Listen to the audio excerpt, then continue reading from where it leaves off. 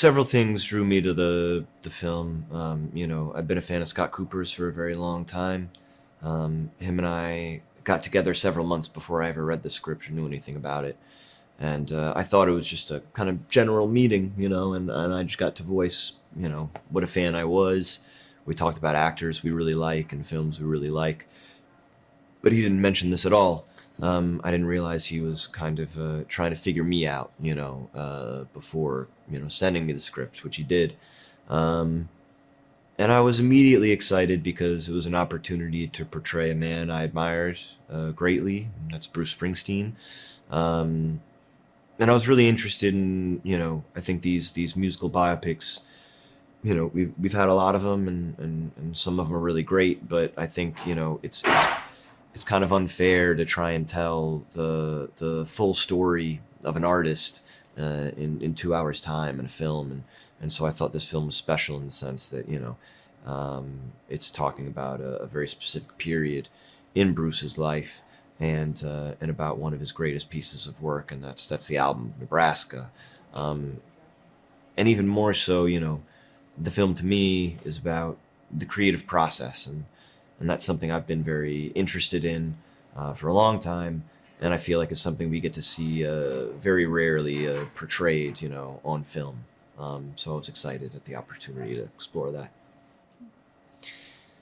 Uh, Bruce Springsteen, delivers on every level. I've been a fan of his for a long time before I ever met him. You want him to be cool, gracious, smart, and funny. He is all those things. Um, what was unexpected was just how immediately kind of honest he was, um, how available he made himself, not just to me, but to Scott and the rest of our cast. I think for a while, this movie was the most important thing he had going on in his life, and we had his support every step of the way. And now I'm very honored to call Bruce a friend and collaborator. It's been one of the greatest honors in my life. Working with Scott's wonderful. Man, yeah, he's gotten some great performances in his films. The first time we met, we mostly spoke about Jesse Plemons and Rory Cochrane, Christian Bale. You know, he sets the stage. He's very focused, and he knows exactly what he wants. Um, he hires the best people around him, and he makes a very specific environment, um, but also a very open environment. So I don't know. He sets the stage well, and then he's a wonderful collaborator. Um, but he also lets you. I don't know. I think he hires the actor that's right for the job historically, and I hope that's the case. Here as well. Mm. Yeah, to me, I mean, this film is about many things, but at its core, it's about a young man who happens to be Bruce Springsteen, um, finding the sort of bravery to lean on those who have extended a helping hand, and begin to carve a path for the life that he had always wanted, which is, I believe, the life of a family man, a loving partner and father. Um, and so when people walk out of this film, I just hope they feel, brave enough to reach out, and ask for help, and of course, brave enough to be accepting of it as well. My favorite Bruce Springsteen song is Jungle Land, because I think that it is a perfect story. It is a complete song, and it makes me feel like I'm seeing the movie of the story of the song every time I listen to it. I would love, if I could have an IMAX screen all to myself, complete control, I would love to screen Lawrence of Arabia, because I've never seen that movie in a theater in general. And I think to see that on an IMAX screen would be like an earth shattering experience. I think because I knew I didn't have a real specific person to play in this film, I got to kind of bring in clues from all sorts of places, being Warren Zane's book, being Bruce Springsteen's memoir, being Scott Cooper's conversations with Bruce that made it into the script. I got to approach this role kind of like any other character in a fiction film, where I just had to kind of synthesize these ideas and these images and these feelings in order to create Faye. Working with Scott Cooper is such a freeing and rewarding experience because he is so permissive as a director, and he really encourages spontaneity and freshness in every take, and he allows you to make the character your own. He has acted himself, and I think just really cherishes sets that feel collaborative and free. And it's so nice to work with a director like that, because you get to try things out and make mistakes and ultimately come up with something really special. What drew me to Springsteen, Deliver Me From Nowhere, is a very intimate and personal story and chapter in Bruce's life that not a lot of people are aware of. It's a time when Bruce has just come off the River Tour. He's ascending to superstardom.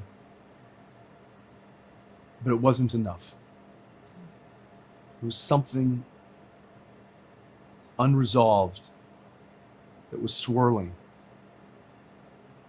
through Bruce's life at this time. He moves back to New Jersey into a rental house in Colts Neck, New Jersey, and he faces the unresolved childhood trauma and anguish that he'd been experiencing all of his life. And the choice for Bruce not to chase arenas and the roar of arenas and number one hits, but instead to choose silence, a 4-track recorder, and the courage to look inward. That gave us Nebraska, one of the best records of the last 50 years, in my opinion. And that's why I made the film. I think I decided to choose this very narrow and specific time in Bruce's life for a couple of reasons. Number one, it's a time in Bruce's life that most people are unaware of. We know Bruce from Born in the USA, Born to Run, Darkness on the Edge of Town, Greetings from Asbury Park, Tunnel of Love, many, many others. But Nebraska is unlike most of his other work. It's very interior, it's more somber, it's, for me, incredibly powerful. And I think it would be easier to tell the story, and maybe more expected, of Born in the USA or Born to Run. But I felt that we have a lot of musical biopic films that cover a rise to fame or a cradle to grave narrative in an artist's life. And for me, that felt too broad. I felt that if I could focus on this incredibly important chapter in Bruce's life, admittedly, he says it's his most painful chapter, then I could tell in this particular time frame all of Bruce's life. And I hope you agree. Meeting and working with Bruce Springsteen is one of the most profound creative experiences I've had. So often people say to you, don't meet your heroes because they'll disappoint you. Bruce not only didn't disappoint me, he exceeded my expectations at every turn. He's a man of great humility and kindness. He's incredibly supportive. He just happens to be one of the great singer-songwriters of all time. But for me, he is, he's become almost like a father figure in some ways. And I'm so grateful that he's allowed me to tell this most vulnerable chapter in his life. I hope this film affects audiences in a couple of ways. I hope if they're an ardent Bruce Springsteen fan, or if they're a casual fan, they'll go home after seeing the film, they'll sit in the dark, and they'll listen to Nebraska, and really listen to it. because for me, it's a record that I return to at my lowest and my highest, and it never disappoints. And I've listened to that album probably more than any other album that I've ever listened to. That's one reason.